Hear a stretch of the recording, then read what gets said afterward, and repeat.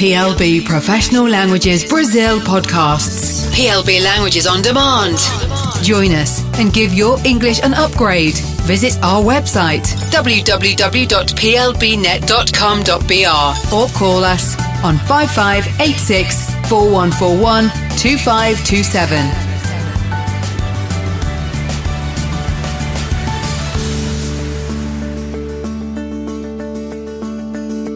This is the Global News Podcast from the BBC World Service. I'm Alex Ritson, and this edition is published in the early hours of Thursday, the 29th of March. These are our main stories. A new trail has opened in the poisoning of the former Russian spy Sergei Skripal. One of Kenya's opposition leaders is thrown out of the country just days after trying to make his return. Also in this podcast. I'm absolutely overwhelmed. I hope the decisions she's reached will protect a lot of musicians in the future. The viola player's legal victory against one of the world's greatest opera houses after his hearing was ruined there. It had been thought that the attack on the former Russian spy Sergei Skripal and his daughter Yulia started in the centre of Salisbury, the cathedral city in southern England. Police now say that they probably came into contact with the nerve agent at Mr Skripal's home rather than at a restaurant and a bar in Salisbury earlier this month. The trail of poison has now led to his front door in a quiet residential road. The attack has caused an international crisis between the West and Russia. Moscow denies carrying out the attack. Our correspondent Ben Ando has the latest. What this means, I think, is that police now believe that they were poisoned at Mr Skripal's house on the outskirts of Salisbury. What they're saying very clearly is that the highest concentrations of that nerve agent that poisoned them was found around the front door area of his home, and that now is where the focus has moved to. Yes, lower concentrations were found in the centre of Salisbury at a pizza restaurant, at a pub that the pair had visited, and at a park bench where they first publicly fell in, and where they were assisted by a police officer who also had to be taken to hospital. But they said it's quite clear now they think that they first came into contact with the nerve agent at Mr Skripal's front door. So what does this mean about how the nerve agent was delivered? Where does this lead the investigation? I think it still leaves the investigation with plenty of questions. I mean, it's a huge inquiry. It's got around 250 counter-terrorism officers still working on it round the clock. They're studying thousands of hours of CCTV footage. They've seized around 1,300 separate items of evidence. They've got 500 witnesses they want to speak to. Exactly how this nerve agent was administered hasn't been made public. They might know. It may be they don't know yet. There are lots and lots of questions that we don't know the answers to. Sergei Skripal and his daughter Yulia are still in hospital. Do we have an update on their condition? We understand that they are still critically ill. The police officer who went to their aid and clearly ingested somehow a small amount of this substance and was taken to hospital himself has been discharged, but they are still said to be critically ill in hospital. Beyond that, again, we don't know. And in fact, Mr Skripal's niece was complaining that she wasn't even getting information about exactly what their condition is. It's quite clear that there is still a significant veil of secrecy around certain aspects of this investigation, and the authorities are wanting to keep elements of information, perhaps that they consider too important to make public, to themselves for now. Ben Ando. To Kenya now, where the opposition politician Miguna has been deported. This came after a judge found the Interior Minister and the police chief guilty of contempt of court for disobeying an order to release Mr Miguna, who's been charged with treason. The ruling escalates a row between the judiciary and the government of President Uhuru Kenyatta. Politicians have been accused of failing to respect the authority of the courts. James Copnell takes up the story. Well, according to his lawyers and Kenyan media, Miguna has been put on a flight, an Emirates flight heading towards Dubai, and has left Kenya, has essentially been deported for the second time, having been sent out of the country in February. So he had come into Kenya on Monday, trying to get back into the country. He'd been locked in a disabled toilet in the airport in Nairobi since then, but now it seems back out of the country once more. This was despite the fact that he won actually quite a major court case against essentially all the most important people in the Interior Department. Yeah, there have been a number of court orders requesting that Miguna be released. So far, those hadn't been complied with. That resulted in contempt of court against three very senior officials, including the Interior Minister and also the Chief of Police. They risk jail terms because of that. And, of course, we had this rather extraordinary situation where this opposition politician was stuck in this disabled toilet at the airport for some time. And whilst he was there, he told the BBC what conditions there were like for him. From the time they abducted me, they have not given me access to my lawyers. No family members have been given access to me. Even though they injured my right hand and tore my clothes, they have not given me access to a doctor. They have not given me access to bathroom facilities. I've not taken a shower. I've not brushed my teeth. I am in a terrible condition. That was a recording of Miguna in a disabled toilet at Kenya Airport when he wasn't being allowed into the country. He was detained on Monday. This whole case really does raise the whole issue of the rule of the law in Kenya. Yes, and it's something that people are increasingly concerned about in the country, without a doubt. The judge who made the ruling about contempt of court against those senior officials said that the judiciary was on trial, that there was essentially a clash between the executive, which doesn't always want to carry out what the courts rule, and the judiciary. And that's something of great concern to people within the country. And I think this case also throws into question the recent apparent reconciliation between Uhuru Kenyatta, the president, and the main opposition leader, Raila Odinga. He said he won the elections. He'd had a mock swearing in, Raila Odinga, in which Miguna officiated. And that's the reason why many of his legal troubles, Miguna started. Afterwards, they came together, Raila Odinga and Uhuru Kenyatta. They shook hands. It seems like some sort of solution was being found to some of Kenya's political problems. But this latest incident, this deportation, puts that all into question again. James Copnell. Now, you may be familiar with this piece of classical music.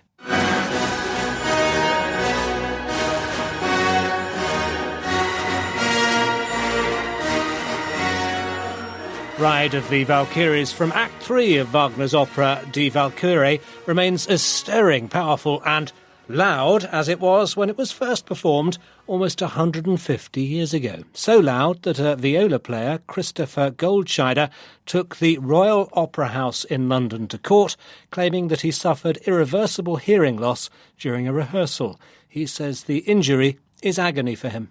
With this condition, if you're exposed to normal sounds to most other people, if you have this condition, unfortunately normal sounds become incredibly painful.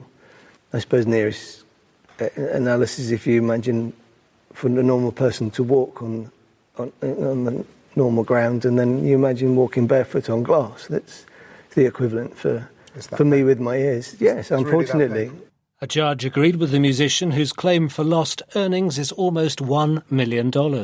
Our correspondent James Waterhouse told me more about the case at the High Court in London and Mr. Goldscheider.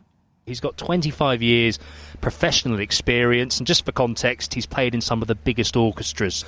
His career highlights include being on stage with the Three Tenors, as well as Kylie Minogue, and then he joined the renowned Royal Opera House Orchestra in 2002. Now, this all goes back to a rehearsal back in 2012 of Wagner's Die Walküre, where he was sat in the orchestral pit in the string section, which sits in front of the brass section. And it was during that rehearsal that he was exposed to noise levels of 130 decibels, which doesn't mean much to most people, but that's the equivalent of a jet engine. And it was that exposure that he tried to recover from over the course of 18 months. He wouldn't be able to recover, and he had to leave in 2014. What actually happened? What was the moment at which his hearing went wrong? Well, it was instant and permanent. Chris claimed he had something called acoustic shock. And today's ruling at the High Court here in the UK, it's a big deal for two reasons. Firstly, this is the first time acoustic shock has been recognised by a court. Now, this simply means where normal sounds, like the chiming of a glass, if you like, can cause severe pain. And Chris Goldscheider used examples of not being able to listen to his 18-year-old son Ben, who is also a talented musician. He plays the French horn. He couldn't listen to him. He was bedbound after the noise induced by his crying baby daughter. So it's the first time a court's recognised acoustic shock, and it's also the first time a judge has scrutinised the music industry, so not just an orchestra, but the industry as a whole in terms of what it legally has to do for musicians and their hearing. What's the reaction been from the Royal Opera House? Well, they've just issued a statement saying it's surprised and disappointed by the judgment. The expert medical advice, it says, we've consistently received is that long-term hearing damage of this type could not be caused by an isolated incident of exposure to live music. The area of contention, if you like, it goes on, says we do not believe that noise regulations can be applied in an artistic institution in the same manner as in a factory, not least because, in the case of the Royal Opera House, sound is not a byproduct of the industrial process, but an essential part of the product itself. Now, this is the very argument that was rejected in court. Chris Goldscheider was in court with his family, and he was, he had his head in his hand. It was an incredibly emotional moment for him, and he says he's overjoyed, despite the strain it's had on him and his family. He's overjoyed with the outcome. This presumably, though, has huge implications for opera houses, the music industry, the classical music industry worldwide. Well, yes, and I wouldn't even stop there, Alex. I mean, the Royal Opera House, to give the main example, is going to have to reassess its policies in terms of how it protects musicians. And crucially, this opens it up to face claims from other musicians who may have experienced the same kind of damage. But this is going to have far more reaching consequences, you feel, for the music industry as a whole. James Waterhouse from the High Court in London. An unusually transparent galaxy about the size of the Milky Way is prompting fresh questions for astrophysicists. It appears to contain no dark matter. If this turns out to be true, the galaxy may be the first of its kind. Our science reporter Mary Halton took me back to basics by explaining exactly what dark matter is. That's the question of the hour. The answer is much of the mass in the universe. So it's basically the scaffolding on which the physical universe is built, and it creates the gravity that pulls things together. So without it, galaxies would basically fly apart. And we can't directly observe it, but we can tell that it's there from its effects. OK, we'll park that then. And the next question is, what's been discovered here? So astronomers looked at this very, very faint galaxy with the catchy name of NGC 1052 DF2. I'm sure that's going to be appearing on T-shirts soon. You did that without notes too. It's unusual in a couple of ways. So it's about the size of the Milky Way, but it's got a fraction of the number of stars. So it's really, really faint, and it sort of looks like looking at a ghost. You can see other galaxies that are behind it. It's basically transparent. And it also looks more like a blob than the sort of spiral-armed galaxies that we're used to seeing, and within it has these groups or clusters of stars that are unusually bright, and these were the key to understanding how it was particularly different, because these clusters can their properties can tell us about the actual structure of the galaxy itself. So when physicists looked at this, they found that the stars could account for all of the mass in the galaxy. Now, normally in a galaxy there's 5 times more dark matter than sort of quote-unquote normal matter, even though dark matter is more common than normal matter, so we shouldn't really call normal matter normal at all. So the outcome of this then is that it would be the first of its kind to be discovered to not have dark matter, if that's actually true. OK, so what would that mean for science if this is proven to be true? So there's a few reasons to be cautious about it. Firstly, there are only a few clusters that were measured in this galaxy, so that can't really be taken as conclusive just yet. And also we'd want to find more objects like this before sort of rewriting dark matter theory. But if it is true, this would really turn out to change what we know about how galaxies are formed, and it would basically take us back to the drawing board on how the physical universe works. Mary Halton from our science unit. Now, if you like to know more about what's happening in the world, then why not try our sister podcast, The World This Week, where they review the week's main news stories and ask why they matter. And still to come in this podcast. 3, 2, 1! And the rather wet black cloth is being peeled off this enormous statue. An ancient statue destroyed in Iraq by Islamic State fighters rises again in London's Trafalgar Square.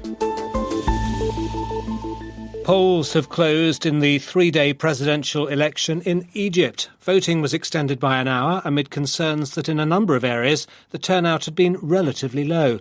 The current president, Abdel Fattah al-Sisi, is assured of victory as he has only faced one little-known challenger. But the authorities issued a last-minute call for people to vote, hoping that a higher turnout would give Mr Sisi extra legitimacy. So what's it been like to witness this tightly choreographed coronation? Our Middle East editor, Jeremy Bowen, reports from Cairo. I'm at a polling station in a district of Cairo that supports President Sisi, and there is a bit of a carnival atmosphere. People chanting the president's name, tambourines, drums, music, and a family waving flags, a little girl doing a little bit of belly dancing, wearing a Sisi t-shirt. They're very excited. All the Egyptian people, he love Sisi. I love you, Sisi. I love you, Sisi. Why do you like Sisi? Now I live in Egypt, very safety. All the young people now they have a work. Forever Sisi. Well, as you probably guessed, they're supporting President Sisi. He has one opponent, a man called Musa. Now, he was a supporter of President Sisi before his name went on the ballot paper at the last minute, and he's made very clear that he still is a supporter of President Sisi. There were much more credible candidates who were lined up to take part, but one by one they were either arrested or intimidated out of standing for president. President Sisi's supporters particularly like the way that he's brought back security to the streets, and that's certainly true. But what's also true is that there are huge restrictions now on the freedom of speech in Egypt. There are thousands of political prisoners. People have disappeared while they've been in custody. There have been extrajudicial killings.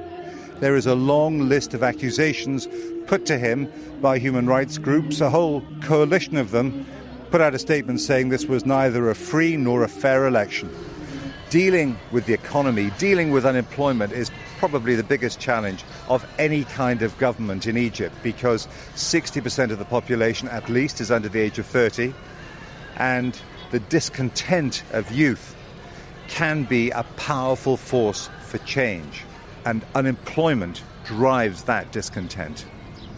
But the youth of Trafalgar Square, vintage 2011, are keeping their heads down. Some have left the country.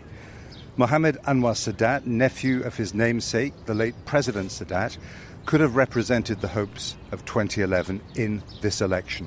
But like other credible opponents of the president, he was forced to drop out. Would you use the word democracy to describe in any way what's going on in Egypt at the moment? Honestly, we are not enjoying the democracy we all hope to see and to practice after 2011. We thought that we will enjoy real institutions whereby there is balance of power, separation of powers. I don't see this is happening. In a city that never sleeps, there are still quiet places on the banks of the Nile. Egyptians have been forced to be quiet, but many are not content. President Sisi's police state offers stability, and his supporters say Egypt without him would turn into Syria. There's a serious extremist Islamist insurgency in Sinai. But if he cannot rebuild the country, then many Egyptians might decide that the destruction of their dreams of freedom is too high a price to pay. That report from the BBC's Middle East editor, Jeremy Bowen. Facebook is bringing in measures which it says will do more to protect users' personal data. The social media giant has said it's taking action in response to a scandal that saw the value of its shares plunge. Facebook was criticised after information about millions of users was passed on to the political consultancy Cambridge Analytica. The company was hired by Donald Trump's 2016 presidential campaign. Our business reporter in New York, Joe Miller, told me more about the changes. essentially all that Facebook has done is taken its fairly hard to find privacy settings, which even I, as a business and tech reporter, struggled to find earlier in the week, and put them from essentially 20 different pages into one page. But you still, as a casual user, have to go quite deep into the settings to find them, and it's still unclear whether there'll be more ability to toggle how much information you give to Facebook. And one thing to bear in mind is that Facebook has promised to simplify the privacy settings before, and it hasn't done so to the extent that most people are aware of what they're sharing and how much they're giving to Facebook. Facebook has, seen billions wiped off its stock market value in recent weeks. From what you're saying, it doesn't sound as though this is going to massively restore confidence. No, it won't. And the truth is, there's another side story here, which is to do with the privacy settings. And it would really worry investors much more than it's already clearly concerned them. As you mentioned, Facebook's value has dropped by almost 100 billion market value. And that would be if, instead of what's currently the situation, where essentially when you sign up to Facebook, Facebook mines all your data, uses all of that to sell ads against your data. If instead you had to opt in to share your data, in other words, the default was that none of your data was shared at all, that would eat into Facebook's profit margin. And that's why they're going very, very slowly with this, because the more control users have over their data, the less Facebook's basic business model is able to function. And that is to get as much user data as it can from us, as many of our likes, our check-ins, etc., and sell that data to advertisers so they can target adverts. And that's why this is being closely watched, because the more they're constricted, the more that hurts their bottom line. Joe Miller speaking from New York. The fourth plinth near Nelson's Column in Trafalgar Square in London has become a popular spot for contemporary art. Back in 1841, when it was built, the plinth was meant for William IV. But there wasn't enough money for the statue of the British king sitting on a horse, so it stood empty for the next 150 years.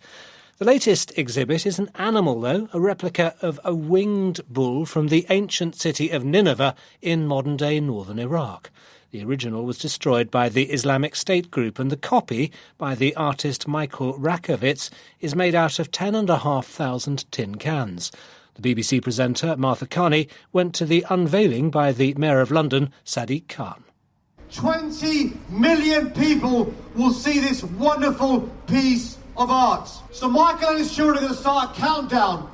5, 4, 3, 2, 1!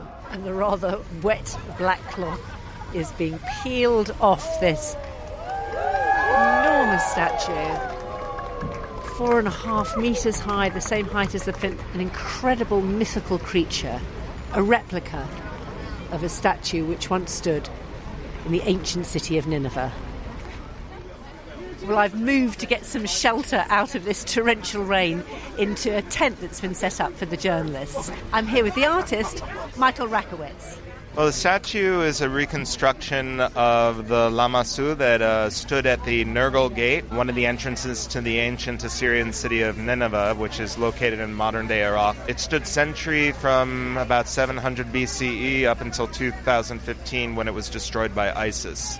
And so, as part of a larger project that I've been doing for the past 12 years now, I have reconstructed the artifacts that were looted from the Iraq Museum, but also destroyed in the aftermath of the Iraq Wars at archaeological sites. And so they're made out of the detritus of Middle Eastern foodstuffs and Arabic English newspapers, which are the kind of trace of the human side of the story of the displacement of people from the Middle East.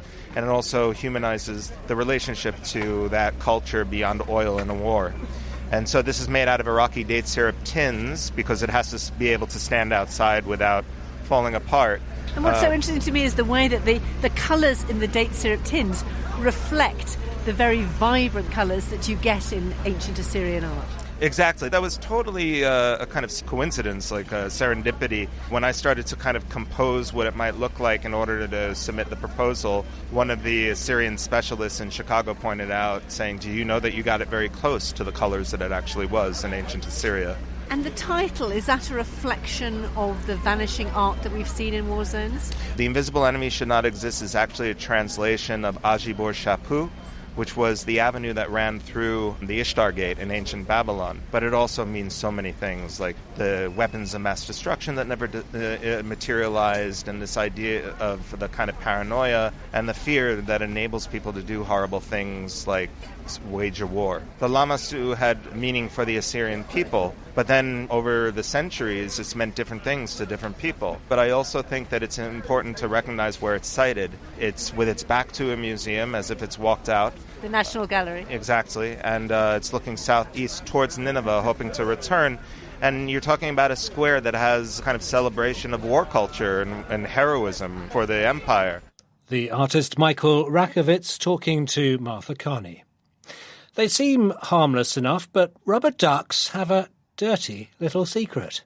Researchers from the United States and Switzerland say that when the toys are dunked in bathwater, they provide ideal conditions for bacterial and fungal growth, posing a health hazard. My colleague Jackie Leonard heard more from our reporter Charlotte Gallagher. It's pretty revolting, Jackie. So basically, they had a collection of rubber ducks and they filled them with dirty bathwater, a mixture of soap and bodily fluids like sweat. Had them for 11 weeks. I know it sounds lovely, doesn't it? Then cut them open, and what they found was, as you say, pretty revolting. Dark patches of bacteria and fungus inside the rubber ducks, millions of cells, and some of these were very dangerous. They're what we call pathogens, so they can make people ill. So they found Legionella in some of these ducks, and that can cause Legionnaire's disease, incredibly serious, as we know. Now, the reason why this happens, they say, is because the plastic gives off carbon, which the bacteria feed on, and allows them to multiply to such a case where there's just millions of them floating around inside the duck. This has caused some conversation, shall we say, in the newsroom. Should we be throwing away our rubber ducks? The short answer is no, which is going to be good news for our colleague Alice, who revealed she had an entire collection of rubber ducks in her house. So good news for her. Basically, what they're saying is you need to keep them clean, and also perhaps consider buying ones that don't have holes in, which means the dirty water can't be squirted around by children and even adults. Now, the scientists who did this survey as well, what they say is perhaps people could consider making them in a better plastic, which doesn't give off this carbon, which won't allow the bacteria to breed like this. Charlotte Gallagher.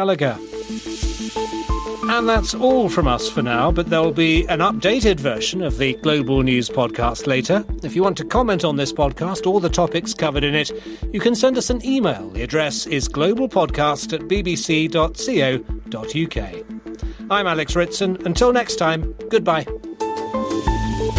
Join our podcasts, ELB Professional Languages Brazil.